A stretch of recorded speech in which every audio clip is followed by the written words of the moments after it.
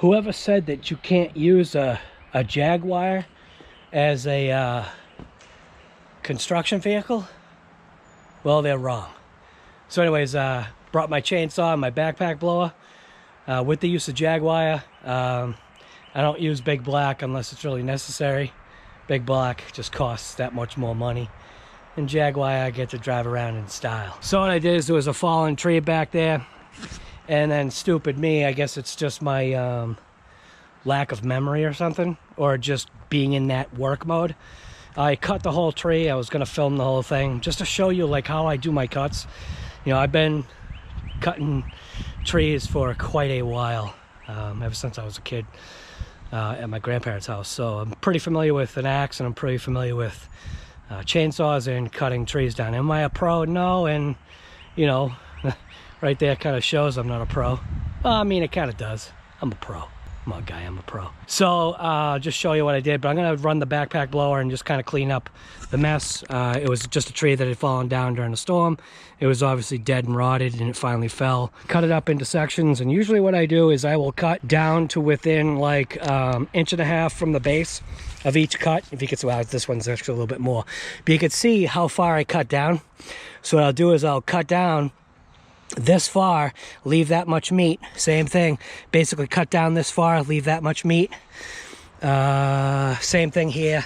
I think I cut this way, left that much meat. And what that does, it allows it so that depending upon the weight of the tree and the condition of the wood, it makes it so that your blade doesn't get pinched.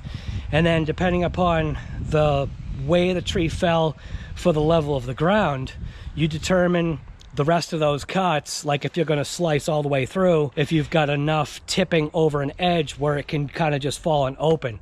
Because what you don't want to do is you don't want to pinch your saw, and it would have been great if I could have showed you how I do that, but whatever. I'm sure there'll be another tree at some other point. So I'm just going to toss the backpack blower on, and I'll show you. I have to bring my excavator over here, or my tractor, because there's still one mega root that's attached, and I'm not using shovels and garbage like that, man. I'm over that. That's why I bought equipment. That's why you buy equipment. You buy equipment so that you don't have to work harder, so that you can work smarter. And I think for my entire life, I always worked harder, even though it was smarter. I don't know if that makes any sense, but yeah. So I was never afraid of work. So I'm gonna go ahead and start the backpack blower. That Jaguar look awesome. Gonna go ahead and start up the backpack blower. I got my cars in there. So backpack blower's right there. I'm just gonna do a quick little cleanup. 1, 2, 3, 4, 5. One pull. One stinking pull.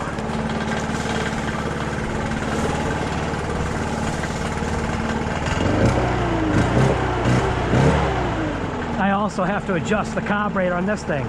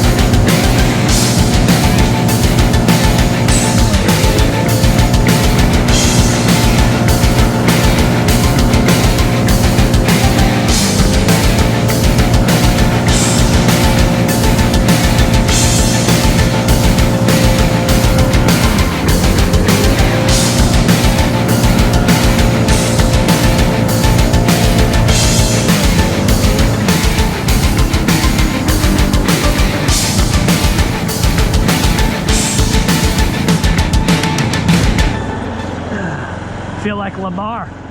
Lamar with the javelin. Anybody know who Lamar is?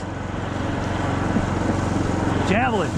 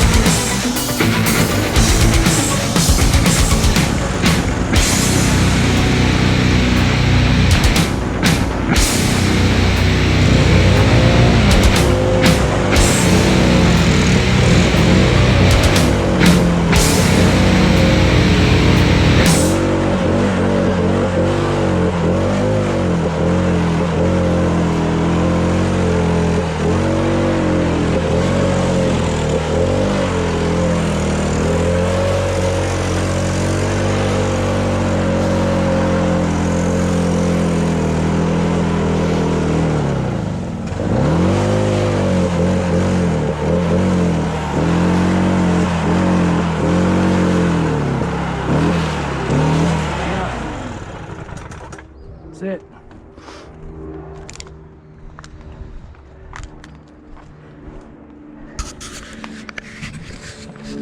These are just some of the things that I do. Very, very just low-key stuff now. Low-key stuff by myself actually nets me way more money. Well, how about this? It's the less stress type of trade-off. Not as much money as I used to make years ago, but you know what? The stress is a hell of a lot less. How's your stress? But Guy, aren't you like covered in pine needles and sawdust and dirt and moss and all that kind of garbage? Yeah, but that's also what a vacuum is for. It's just a car, Guy. There's not gonna be like, there's no sap or anything on me, so it's not that big of a deal. So, yeah, can't be a crybaby for your whole life.